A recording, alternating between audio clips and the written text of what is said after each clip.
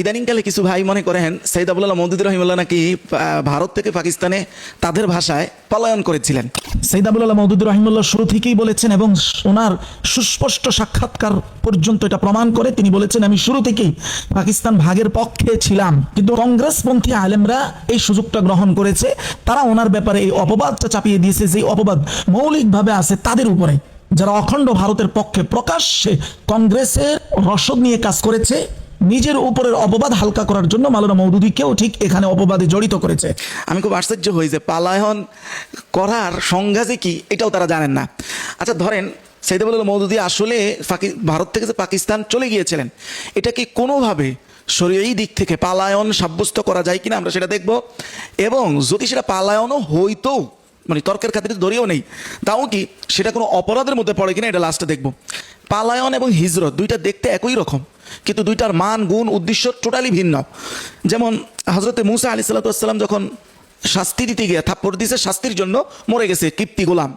মরে যাওয়ার পরে এখন তারপরে কি হয়েছে, সূরা কসসের 20 থেকে 21 নম্বর আয়াতে ওয়া জা রাজুলুম মিন আকসাল মাদিনাতি ইয়াসআ ক্বালা ইয়া মুসা ইন্নাল মালাআ ইয়াতামিরুনা বিক লিয়াকতুলুকা ফাখরুজ ইন্নী লাকা মিনান নাসিহিন। যে তোমার নিয়ে মিটিং হইতেছে হে মুসা, আমি এটা শুনছি তোমারে তারা হত্যা করবে অন্যায়ভাবে, অতএব তুমি এই মুহূর্তে এলাকা ত্যাগ করো, আমি কিন্তু তোমার কল্যাণকামী, তোমার এই জন্য জানাইলাম। এখানেও আল্লাহ তাআলা পালায়ন শব্দ ব্যবহার করেননি। আল্লাহ বলছেন ফাখারাজা মিনহা, মুসা বের হয়ে গেছে, খাইফান ইয়াতারাক্কাব, ভয়ে ভয়ে চতুর্দিকে তাকায়া বের হয়ে গেছে। আপনি যদি সর্বশেষ মুহাম্মদুর রাসূলুল্লাহর ঘটনাটাই দেখেন, আল্লাহ বলেন ইল্লা তানসুরুহু ফাকাদ নাসারাহুল্লাহ ইদ আখরাজাহুল্লাযিনা কাফারু, যে নবীকে তারা বের করে দিছে, পালায়ন বলে দেয়। তাহলে এখান থেকে বোঝা যায় যে অন্যায়ভাবে যদি আপনার জন্য কেউ এমন পরিস্থিতির তৈরি করে দেয় যে আপনি আর থাকতে পারতেছেন না, তবে সেটা যে অন্যায়ভাবে করছে সেটা নির্ণয় আপনার আদালতে হবে না, সেটা নির্ণয় করতে হবে শুধুমাত্র শরীয়তের আদালতে। শরীয়তের দৃষ্টিতে যদি সেটা অন্যায়ভাবে আপনার জন্য করা হয় আর আপনি যদি থাকতে না পেরে চলে যান, তাহলে সেটা হিজরত হবে, সেটা পালায়ন হবে না। হিজরত আমরা এটাও জানি না, হিজরত কারো কারোর জন্য কিন্তু ওয়াজিব, মানে হিজরত একটা চলে যাওয়া, এটা একটা ওয়াজিব আমল।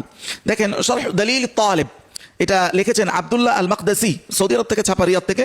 এই কিতাবের 2 নম্বর খণ্ড 195 নং পৃষ্ঠা হিজরতের খুব সুন্দর ব্যাখ্যা দেওয়া হয়েছে। আর অনেক জায়গায় ব্যাখ্যা আছে, একই ব্যাখ্যা। আল হিজরত ওয়াজিবা, হিজরত কারো কারো প্রতি ওয়াজিব। হিজরতের মূল অর্থ হলো আল খুরুজু মিন দারি আহলিল কুফর ইলা দারি আহলিল ইসলাম, যে কাফেরদের দেশ থেকে ইসলামের দেশে চলে যাওয়া, এটা হলো হিজরত। এটার উপর কিয়াস করে কেউ কেউ বলেছেন বেদাতির দেশ থেকে আহলে সুন্নাহর দেশে চলে যাওয়া, তুলনামূলক যেখানে ভালো ইসলাম চর্চা করা হয় সেই দেশে চলে যাওয়া, এই উদ্দেশ্যে এটাও একটা হিজরত। আল্লাহ সূরা নিসায় বলতেছেন ইন্নাল্লাযিনা তাওয়াফাহুমুল মালায়েকাতু যালিমি আনফুসিহিম ক্বালু ফীমা কুনতুম ক্বালু কুননা মুস্তাদআফিনা ফিল আরদ, যে লোকগুলো কাফেরদের দেশে থাকছে এবং হিজরতের সুযোগ থাকা সত্ত্বেও হিজরত করে নাই, আর এর কারণে তারা ইসলামও পালন করতে পারে নাই সঠিকভাবে বা যতটুকু দরকার ছিল, আল্লাহ তাদেরকে জিজ্ঞাসা করবেন তোমরা হিজরত কেন করলে না? তারা উসিলা দিবে যে আমরা দুর্বল ছিলাম। তখন আল্লাহ বলবেন ক্বালু আলাম তাকুন আরদুল্লাহি ওয়াসিআ ফাতুহাজিরু ফিহা, হ্যাঁ আমার জমিন কি প্রশস্ত ছিল না? আমার জমিনের যেই অংশে ইসলাম বেশি পালনীয় হইতো তুমি সেই অংশে কেন চলে গেলে না? তো যদি কারো সেটা সক্ষমতা থাকে আর এই পরিস্থিতির শিকার হয়, তাহলে তার জন্য সেটা ওয়াজিব। তাহলে আমরা হিজরতের মৌলিক বিষয়টা আমরা বুঝলাম যে দ্বীনি উদ্দেশ্যে যদি সে স্থান ত্যাগ করে দ্বীনি উদ্দেশ্যে, তাহলে এটা হিজরতের শরীয়ই হবে। পালায়ন কাকে বলে? পালায়ন বলা হয় আম্মাল হারব ফাহুয়া মুজাররাদুল ফিরার আও নাজাত মিন খাউফিন আও আযা আও খাতারিন। পালায়ন হচ্ছে শুধুমাত্র নিজেকে বাঁচানোর জন্য, কোনো ভয় কোনো পরিস্থিতির শিকারে শুধু নিজে বাঁচার জন্য সে চলে গেছে, এইটা শুধু দুনিয়াবি উদ্দেশ্যে, কোনো শরীয়তের উদ্দেশ্যে না, তাহলে এটা শরীয়তের হিজরত হবে না। মাওলানা মওদুদী সাহেব ভারত থেকে যে পাকিস্তানে চলে গেছেন, এই ব্যাপারটা তো উনি কোনো ভয়ের কারণে যান নাই, তিনি এটা পুরোপুরি নিজ ইচ্ছায় গিয়েছেন। এখানে আমাদের জানা মতে ইতিহাস থেকে এটা প্রমাণিত না যে মাওলানা মওদুদী সাহেবের উপর এমন কোনো প্রেশার ক্রিয়েট করা হয়েছে যে উনি থাকতে পারতেছেন না। যদি প্রেশার ক্রিয়েট করা হইতো তাহলেও এটা শরীয়ই হিজরত হইতো, কারণ অন্যায়ভাবে প্রেশার ক্রিয়েট করা পরে কেউ যদি চলে যায় তাহলে সেটা ওই যে নবীরা চলে গেছেন এটা হিজরত হয়। আর ওনাকে এমন কোনো প্রেশার ক্রিয়েট করা হয় নাই, তার মানে উনি তো কোনো তাড়া খায় এখান থেকে বিতাড়িত হন নাই।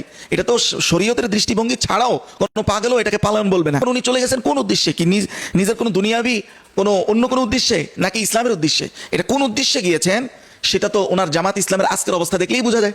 উনি স্পষ্ট দেখেছেন যে পাকিস্তানে ছাড়া ওনারই জামাত ইসলামের বৃহত্তর কার্যক্রম ভারতে করা সম্ভব নয়। আর এটাই তো হিজরতের মানা, যখন আপনি ইজহারে দিনকে যেইভাবে আপনি প্রকাশ করতেছেন সেইভাবে যে স্থানে পারবেন না, তাইলে ওই স্থান ছেড়ে যে স্থানে পারবেন ওই স্থানে চলে যাওয়ার নামই তো হিজরত। আমাদের যেরকম হোসেন আহমদ মাদানী রহমতুল্লাহ আলাই, ওনারা যে পাকিস্তান বাঘ হওয়ার বিরোধিতা করেছেন সেটা তো কংগ্রেসের কাছে নিজের গলার মালাটাও কংগ্রেসের হাতে ধরায় দিয়া তারপরে এই মতামত দিয়েছেন। ওই মতামতটা নিজের কোনো রাজনৈতিক প্রজ্ঞার মতামত ছিল না, এটা টোটালি কংগ্রেসের চাহিদাটা ওনারা ধর্মীয়ভাবে প্রকাশ করেছেন। এবং সবচেয়ে বড় কথা হলো আমাদের হোসাইন আহমদ মাদানির ব্যাপারে একটা ঘটনা, সিলেটের খুব প্রবীণ আলেম যারা, আপনি সিলেটে ইনভেস্টিগেশন করেন, খুব প্রবীণ মানুষ যারা, তারা দেখবেন এটা বলবে যে তৎকালীন সময় হোসাইন আহমদ মাদানি রহমতুল্লাহ সিলেটে আসছেন। এটা সিলেটে আপনি খোঁজ নিলে এটা সত্যতা পেয়ে যাবেন যে আসার পরে উনি একটা বয়ানে আলোচনা করে মানুষকে বোঝানোর চেষ্টা করছেন সিলেট অঞ্চলটা যেন ভারতের সাথে থাকে। এক পর্যায়ে সিলেটের স্থানীয় আলেমরা কোনো একজন আলেম এভাবে জুতা ফেক্কা দিছেন। এটা আপনি সিলেটে যান, প্রবীণ আলেম পাশাপাশি এই যে আকিদার সিন্ডিকেটের সাথে সম্পৃক্ত না এমন আলেমদের জিজ্ঞাসা করেন, আপনি এটা পেয়ে যাবেন। তো এই জুতা ফেক্কা দেওয়ার পরে বাকিরাও, ওই লোকটা জুতা ফেক্কা দেওয়ার সময় কাফের বলে এভাবে আখ্যায়িত করে জুতাটা ফেক্কা দিছে, বাকিরাও ঠিক একই স্বরে স্বর মিলিয়ে তারা স্লোগান দিছে। এক পর্যায়ে হজরতকে প্রশাসনিকভাবে কোনোভাবে ইন্ডিয়া নিয়ে পৌঁছায় দেওয়া হয়েছে। আপনি বলেন এই ইতিহাসটা যদি সত্য হয় তাহলে এটা তো আপাদমস্তক পালায়নের সামিল। তাও ইসলামের কাছে মাত্র 2টা পালায়ন অপরাধ, আর কোনো পালায়ন অপরাধই না। মানে আপনি তো অপরাধের চোখে বলতেছেন, ইসলামের দৃষ্টিতে মাত্র 2টা পালায়ন ছাড়া অন্য যে পালায়নগুলো আছে, হিজরত না শুধু পালায়ন, ওটা অপরাধ না, মাত্র 2টা পালায়ন অপরাধ। কোন 2টা? আল্লাহ তাআলা যেটা সূরা আনফালের 15 নম্বর আয়াতে বলেছেন, ইয়া আইয়ুহাল্লাযীনা আমানু ইযা লাকীতুমুল্লাযীনা কাফারু যাহফান ফালা তুওয়াল্লুহুমুল আদবার। আল্লাহ বলেন যে যদি তোমরা যুদ্ধের ময়দানে থাকো, সরাসরি ফিজিক্যাল যুদ্ধের ময়দান থেকে কখনো পালায়ন করবে না। এটা সবচেয়ে ইসলামে গর্হিত ভয়াবহ অপরাধমূলক পালায়ন হচ্ছে এটা। নাম্বার 2, যেটা সহিহ মুসলিমের 5396 নম্বর হাদিসের বর্ণনায় রাসূলুল্লাহ বলেন, ইযা সামিআতুম বিত্তাউন বিআরদিন ফালা তাদখুলুহা ওয়া ইযা ওয়াকা বিআরদিন ওয়া আনতুম বিহা ফালা তাখরুজু মিনহা। যদি শুনো অমুক এলাকায় তাউন মহামারী প্লেগ হয়েছে, করোনার মতো বা এই ধরনের, তাহলে ওই এলাকায় তোমরা যাবা না। আর যে এলাকায় তুমি আসো ওই এলাকায় যদি এই ধরনের মহামারী হয়ে যায়, ওই এলাকা থেকে কোনোভাবে পালায়ন করবে না, বের হবে না। এটা হলো ইসলামের একটা অপরাধমূলক পালায়ন। এই 2 পালায়ন ছাড়া অন্য কোনো পালায়ন ইসলামে অপরাধই নয়।